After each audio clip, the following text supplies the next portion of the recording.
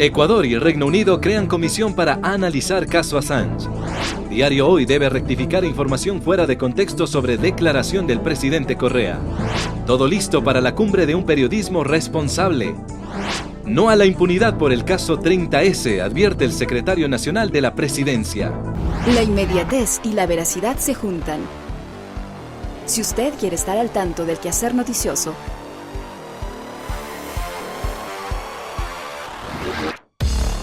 conéctese a www.elciudadano.gov.es.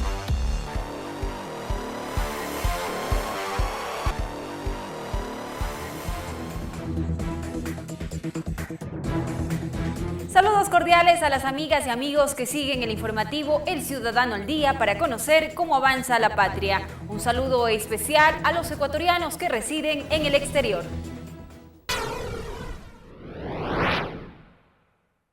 Iniciamos con la información. El Reino Unido aceptó la propuesta ecuatoriana de crear una comisión de juristas de ambos países para encontrar una solución diplomática en relación al asilo político que concedió Ecuador al fundador de Wikileaks, Julian Assange, el 16 de agosto de 2012. El canciller del Ecuador, Ricardo Patiño, se reunió con Assange, quien cumplirá este 19 de junio un año en condición de refugiado. Aquí los detalles. El ministro de Relaciones Exteriores y Movilidad Humana, Ricardo Patiño, se reunió con el ministro de Asuntos Exteriores británico, William Hague, en Londres. He tenido una conversación con el señor William Hague y le hemos manifestado a él nuestra preocupación por el tiempo que ha pasado el señor Assange en nuestra sede diplomática. En el encuentro, Reino Unido aceptó la propuesta ecuatoriana de crear una comisión de juristas de ambos países para encontrar una solución diplomática en relación al asilo político que concedió Ecuador al fundador de Wikileaks, Julian Assange. Hemos planteado la conveniencia de formar una comisión de ambas cancillerías, de juristas de ambas cancillerías, para tratar de encontrar una salida. Según el canciller ecuatoriano, existe un conflicto entre las legislaciones de ambos países, por lo cual es necesario y fundamental llegar a una solución sobre este tema. Evidentemente un conflicto jurídico entre los dos países. Un país se acoge a una determinada normativa, el otro país se acoge a otra normativa. El gobierno británico ha aceptado la propuesta ecuatoriana de crear una comisión mixta de juristas, comitiva que estará conformada por delegados de cada país. Afortunadamente ha aceptado el pedido. Me ha contestado inmediatamente. El canciller Patiño se reunió con el fundador de Wikileaks, con quien conversó sobre las crecientes amenazas contra la libertad de las personas para comunicarse y para conocer la verdad, amenazas provenientes de determinados estados que han colocado al conjunto de la humanidad bajo sospecha, manifestó el canciller ecuatoriano. Patiño señaló que a pesar de las limitaciones inherentes de la estadía del fundador de Wikileaks en las instalaciones de la misión diplomática, Julian Assange se encuentra bien de ánimo. Mientras se produjo el encuentro histórico en los exteriores de la embajada ecuatoriana, se ubicaron cientos de simpatizantes del fundador de Wikileaks como una muestra de apoyo hacia el Ecuador. Cambiamos de tema. La jueza 20ª de Garantías Penales de Pichincha, Verónica Medina, dispuso la rectificación integral, inmediata y en el mismo espacio de una noticia de Diario Hoy, publicada el 31 de mayo, en la cual se vulneró el derecho a la información veraz y se descontextualizaron las declaraciones del presidente Rafael Correa. Correa califica de novelería al matrimonio homosexual. Fue el titular publicado por Diario Hoy, con el cual se vulneró el derecho a la información veraz y verificada, reconocida por la Constitución de la República. Así, el periódico en mención tergiversó y descontextualizó las declaraciones del presidente Rafael Correa, que a posteriori fue recogida por la agencia AFP. Tras la audiencia respectiva, el defensor del pueblo indicó que Diario Hoy reconoció el error cometido. Diario Hoy se ha allanado a la demanda.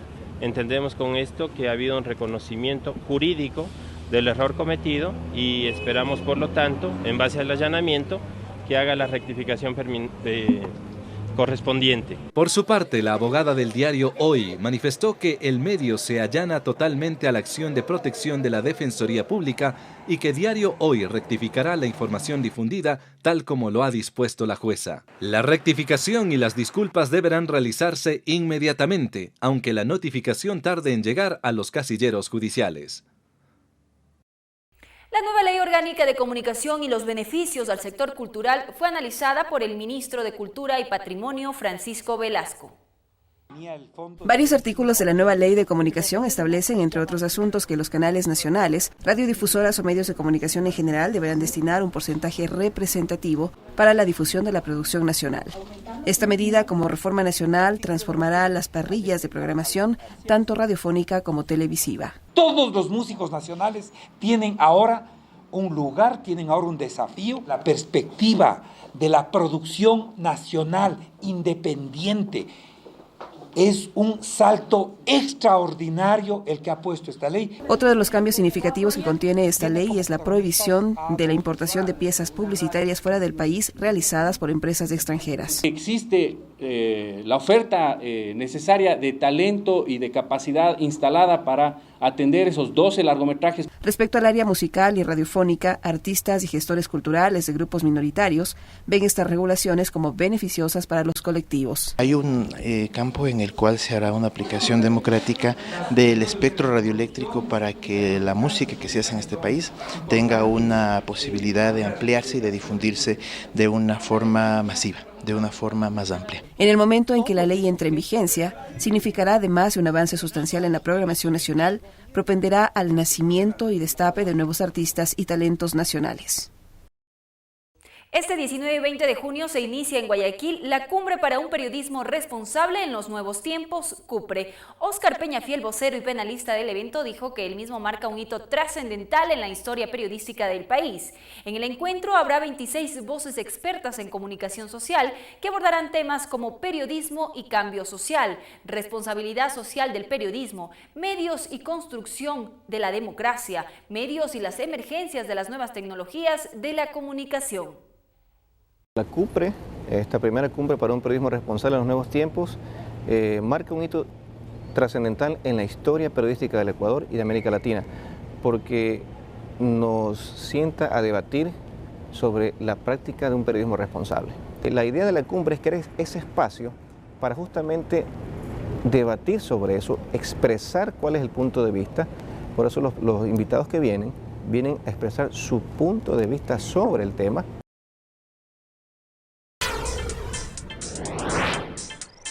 Más buenas noticias. La Secretaría Nacional del Agua, Senagua, construyó en Manabí el 80% de las obras de emergencia encomendadas, con una inversión de $2.063.604.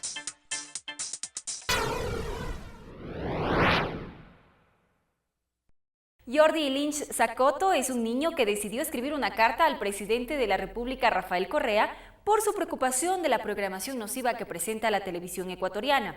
El primer mandatario no solo respondió a la carta, sino que durante el Enlace Ciudadano 326 se emitió un reportaje con la historia y el testimonio de este niño de 11 años. Veamos a continuación el reportaje. Jordi es uno de los millones de niños ecuatorianos que a diario se expone a lo que la televisión transmite. Su preocupación radica en que las historias que ahí se observan son replicadas en la vida real. Si ven algo malo y lo ven en todos los canales que se repiten de diferentes formas, entonces van a decir, esto es normal.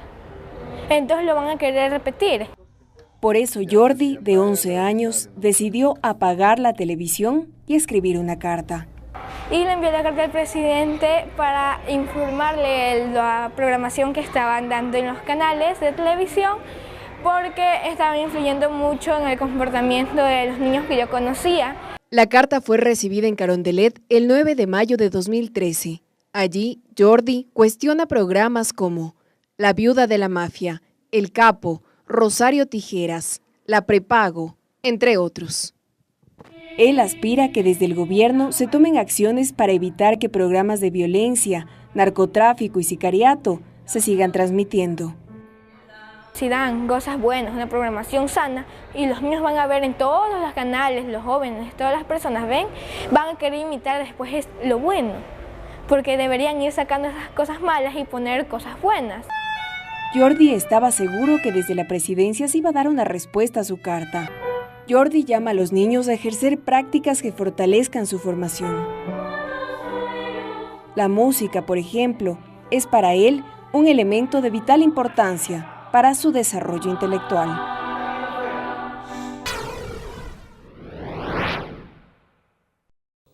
Tras Tras la nueva estructuración de la función ejecutiva, el secretario nacional de la Presidencia, Leonardo Berresueta, aseguró que el nuevo rol que le han encomendado será manejar la agenda político-estratégica del presidente de la República. En una entrevista con El Ciudadano TV, Berresueta dijo que es necesario que la institucionalidad de la Presidencia de la República se vea fortalecida tras 6 años de gestión. El funcionario resaltó la conformación de la comisión que investigará los hechos del 30 de septiembre. No podemos permitir la impunidad en el tema del 30 de septiembre y el presidente con mucha entereza ha decidido conformar una comisión para este tema. La comisión pondrá en consideración de la Fiscalía General del Estado los resultados de su investigación y su gestión concluirá con la presentación del informe final al presidente Rafael Correa. No olvidemos que hay muchos rostros que están reiteradamente en diferentes sitios. El día 30 de septiembre, personas que están en la Recoleta, que están en el Hospital de la Policía, que están en las instalaciones de Ecuador TV. Berresueta mencionó que se está investigando el papel de cierta prensa en los hechos, por qué se instalaron con tanta velocidad microondas que pudieron determinar la transmisión en vivo de lo que sucedía en ese momento en el Regimiento Quito. Estamos investigando por qué ciertos canales de televisión convocaron a sus trabajadores a la madrugada del 30 de septiembre para poder distribuirles el trabajo de cobertura de lo que iba a pasar el 30 de septiembre. Sobre la ley de comunicación, destacó la ciudadanización y control que deben tener los medios de comunicación a través de un consejo de regulación que controle los contenidos violentos en los medios. La Unidad Educativa Federico González Suárez del Cantón Sicchos, provincia de Cotopaxi, y la Escuela Álamos de Ibarra participaron en la ceremonia de relevo de guardia organizado por el Grupo Escolta Presidencial. La Unidad Educativa Frank Schubert de Quito también asistió al acto castrense al que asistió el presidente de la República, Rafael Correa, en compañía del secretario de la Administración, Vinicio Alvarado, y otros invitados especiales. El Ministerio de Finanzas obtuvo por parte de la empresa SGS la certificación ISO 9001-2008 por el servicio a los usuarios a través del sistema de administración financiera SIGEF. Es la primera dirección a nivel de todo el ministerio que obtiene una certificación ISO 9001-2008. Esto quiere decir que trabajamos mediante procesos, que aplicamos el mejoramiento continuo a cada uno de los servicios que proveemos a las del sector público no financiero en la búsqueda de la eficacia y la eficiencia. La parroquia de Chuquiribamba, provincia de Loja, recibió la declaratoria de Patrimonio Cultural del Estado, título concedido a esta población por conservar una arquitectura vernácula y preservar las costumbres y tradiciones. En un ambiente festivo, el acuerdo patrimonial fue entregado a sus pobladores por parte del ministro de Cultura, Francisco Velasco. Ministro de Cultura y Patrimonio, Francisco Velasco, declara a Chuquiribamba Patrimonio Cultural del Estado por el cúmulo de cualidades que se expresan en su historia, saberes, música, gastronomía, agricultura, arquitectura, conocimiento y fraternidad de sus pobladores. Hola, buenos días. ¿Cómo les va? Muy bien. Muy bien. Esta declaratoria compromete a todos a salvaguardar este rico legado cultural. Chuquiribamba ya no será solo una parroquia, será una ventana abierta a la memoria para convertirse en un modelo de construcción para otros pueblos y comunidades del Ecuador, Latinoamérica y el mundo. Francisco Velasco, ministro de Cultura y Patrimonio, manifestó que en este pueblo ha sido posible encontrar a Luis Pucha, tejedor de ponchos y pantalones de lana, y Borrego, a tejedoras e hiladoras. Ha sido posible encontrar toda la riqueza cultural que tiene este país. Se declara como bien perteneciente al patrimonio cultural del Estado ecuatoriano a la cabecera parroquial de Chuquiribamba, de la parroquia Chuquiribamba del Cantón Loja, de la provincia de Loja.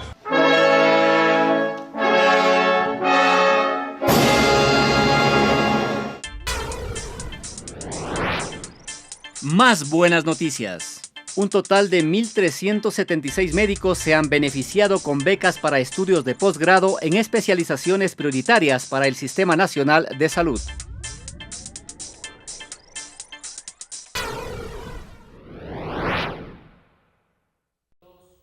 En lo internacional, el presidente de Venezuela, Nicolás Maduro, mantuvo un encuentro con el Papa Francisco en el Vaticano. En Irlanda se reúnen los principales líderes de los países industrializados. Esto y más en el siguiente resumen internacional.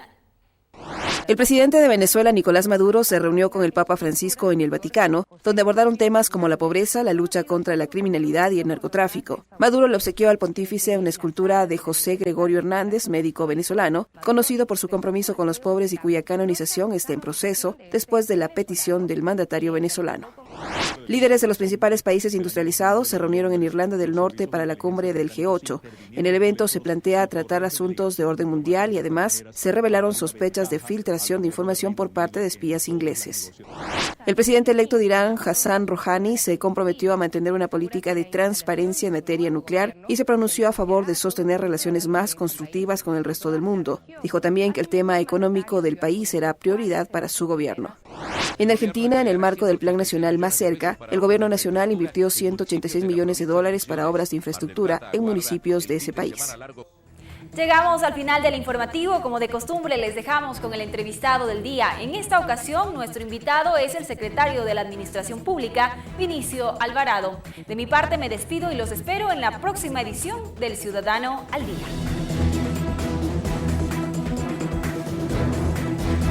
Amigos televidentes de Ciudadano, bienvenidos a este espacio de entrevistas. Esta vez nos acompaña el economista Osvaldo Larriba.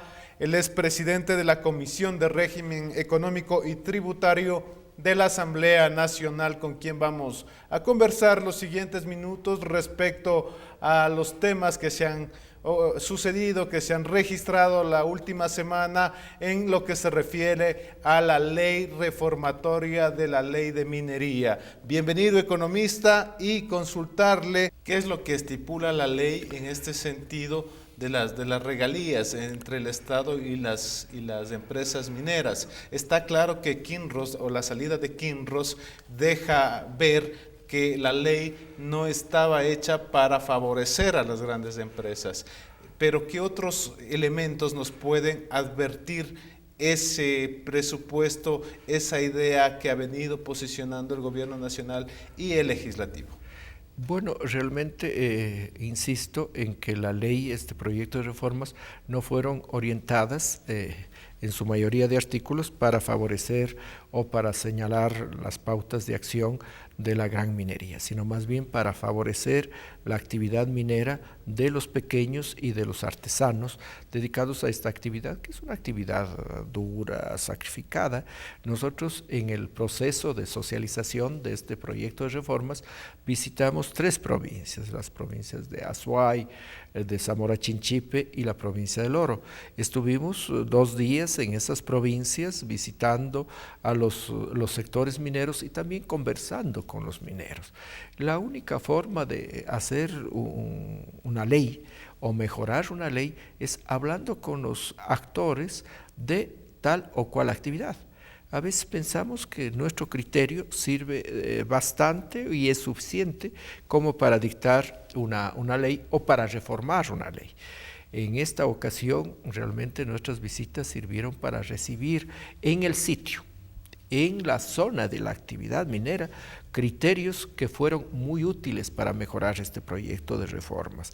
Y también las visitas que tuvimos de los gremios de mineros, de la academia, del señor decano de la Facultad de Geología y Minas, de las personas que asimismo tienen una vinculación con la actividad minera, que asimismo sirvió de mucho para la comisión para mejorar el articulado enviado por el señor presidente de la República, que en su estructura inicial estuvo muy bien y realmente era necesario. Es necesaria esta reforma. Algunas personas asimismo señalaban de que no era necesario pues ponerle como económico urgente, pero qué más urgencia, mejorar la actividad, una de las actividades importantes dentro del marco económico y humano, porque hay miles de personas que se dedican a esta actividad y hay que señalar las obligaciones que tienen los mineros, las obligaciones que tienen los titulares de la minería, porque una cosa es el que tiene el título, el que tiene la concesión, y otra cosa es la persona que trabaja, las personas que se dedican a esta actividad, no solamente en forma personal, sino en forma familiar.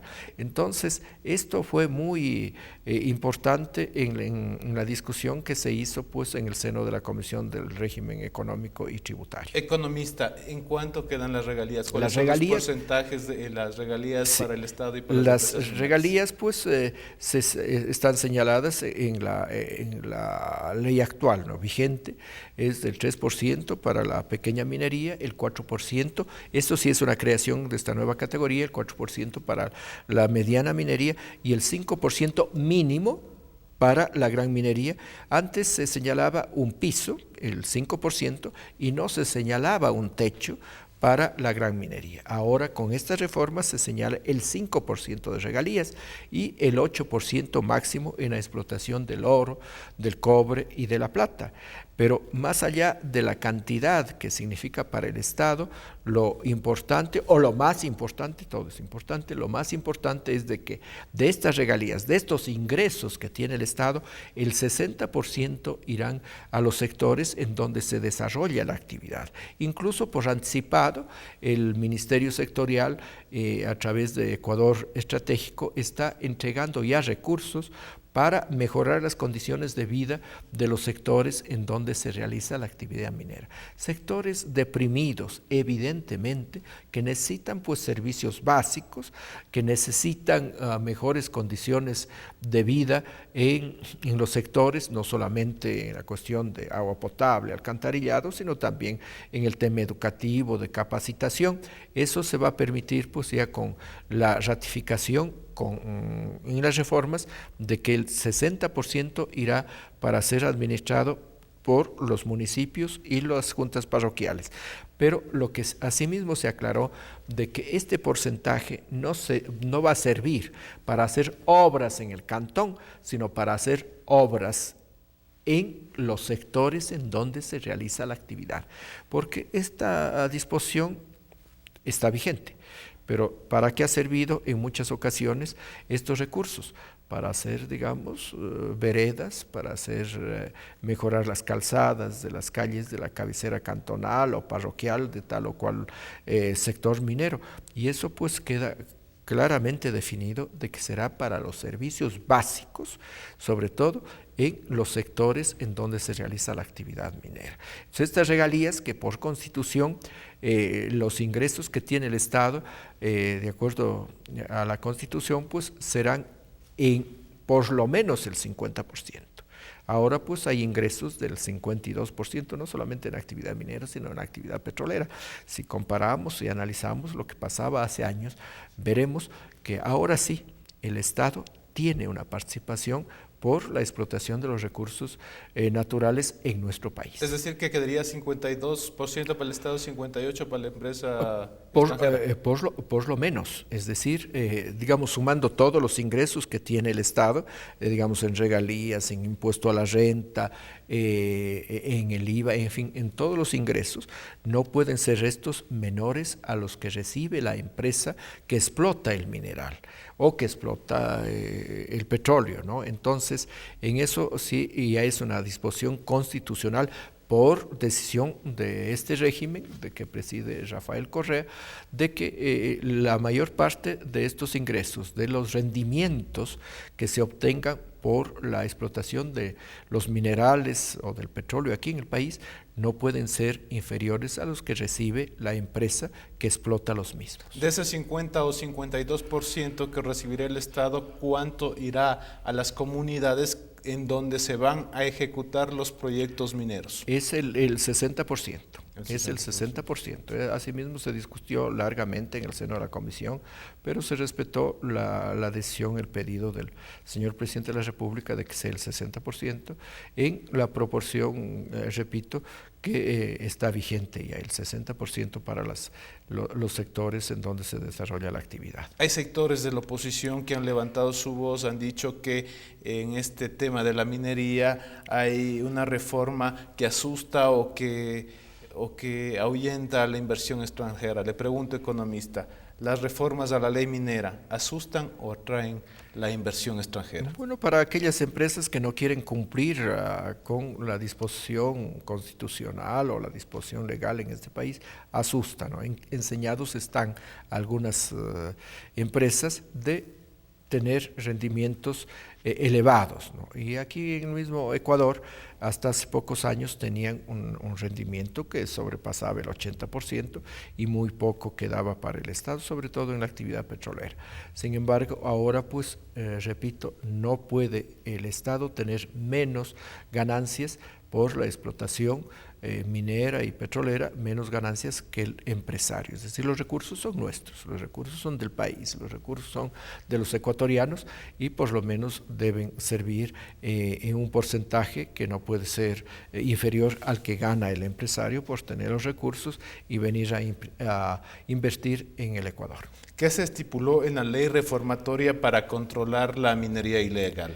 Bueno, hay disposiciones así muy claras en el sentido de que sea el viceministerio de Minas que haga un control estricto de la minería ilegal, que es una actividad extendida, ¿no? En las visitas que hemos realizado se nota pues que hay mucha minería ilegal, pero no es solamente la culpa de la persona que realice esta actividad, sino de aquellas personas que tienen la obligación de controlar esta actividad, de ordenar esta actividad y de lograr pues los recursos que debe pagar un minero que esté legalmente operando en tal o cual lugar. Y esto, repito, va a servir sobre todo para las comunidades. Entonces, la ley va a servir de mucho en el sentido del control de la actividad y también del control de los ingresos que por esa actividad recibe el Estado, y del Estado pues pasa a los organismos seccionales. Se conoce también que de 18 toneladas de oro que se produce en un año en el Ecuador, 10 toneladas se comercializan por las fronteras sur y norte. ¿Qué se ha establecido en la ley para evitar este tráfico de los recursos mineros del Ecuador? Otro de los puntos importantes que fueron enviados en el proyecto del señor presidente de la República es de que la comercialización del oro se haga a través del Banco Central. Asimismo se vio la necesidad de que no sea solamente el Banco Central, porque esta institución no tiene agencias en todo el país o en los lugares cercanos a los sectores mineros. Entonces se vio pues la posibilidad de que sea el Banco Central el que delegue esta compra, esta adquisición a bancos públicos, ¿no? Digamos el Banco de Fomento, el Banco del Pacífico, que podrían también apoyar en la adquisición del metal para evitar que éste salga al sur, al Perú, o salga al norte, a Colombia, perjudicando los intereses del país. Asimismo, en este tema pues se vio la necesidad y envió el señor presidente de que la tarifa del IVA sea cero, ¿no? Es decir, no se paga IVA por esta transacción, por esta comercialización entre el minero y el Banco Central. Esa es una ayuda para los mineros, para que tengan un incentivo de no enviar, de no vender el oro fuera de los límites patrios, sino entregar al Banco Central para que incluso haya un mejor control de esta actividad. ¿Cuáles serán las sanciones que se establezcan para las personas que sigan cometiendo este error? Bueno, hay varios grados de sanciones que terminan incluso en la suspensión de la actividad, en el retiro de la concesión de los permisos, según se trate pues de la pequeña minería o de la minería artesanal y de la pequeña, mediana o gran minería, ¿no? Es decir, los que incumplen, y eso asimismo se puso en estas reformas, de que la sanción sería incluso de que todos los bienes que tenga la empresa minera que incumple con las disposiciones del Estado, pues queden en manos del Estado. Es decir, el minero o el empresario que incumple con una disposición de ley, tendrá pues la sanción no solamente de perder la concesión, sino también de perder los bienes, el capital, la maquinaria que está a disposición de ellos pues en la explotación minera. Finalmente, economista, estamos ya llegando al cierre de esta entrevista. Preguntarle en qué punto está la salida, el proceso de salida de la empresa Kinross.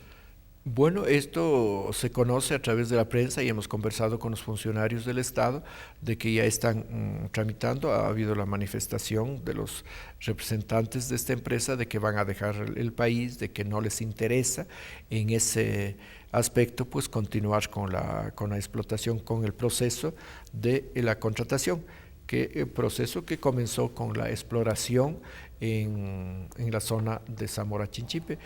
Ha decidido la empresa, seguramente comunicará al Ministerio Sectorial para finiquitar este tema pues de la contratación, ¿no? Eso está en manos del Ejecutivo, en manos del Ministerio, el arreglo, el acuerdo, porque la minera es posible que venda sus acciones a otra compañía que tiene que ser calificada por el Ministerio, asimismo el traslado de las acciones, de las aportaciones de tal o cual socio tiene que pagar un impuesto del 1%, es decir, si transfiere algún accionista el 10% o transfiere o el 20%, pagará el 1% para el Estado solo por la transferencia de acciones, de aportaciones que tienen los mineros pues que están dentro de una empresa. Gracias, economista, muy amable por compartir con los amigos televidentes del Ciudadano sus reflexiones, sus informaciones, sus puntos de vista respecto a esta ley orgánica reformatoria de la ley minera. Nosotros nos despedimos, amigos televidentes, recordándoles que ha sido el economista Osvaldo Larriba, presidente de la Comisión del Régimen Económico y Tributario de la Asamblea Nacional, quien ha compartido estos momentos con nosotros. Nos despedimos invitándoles a que nos puedan acompañar en una próxima ocasión.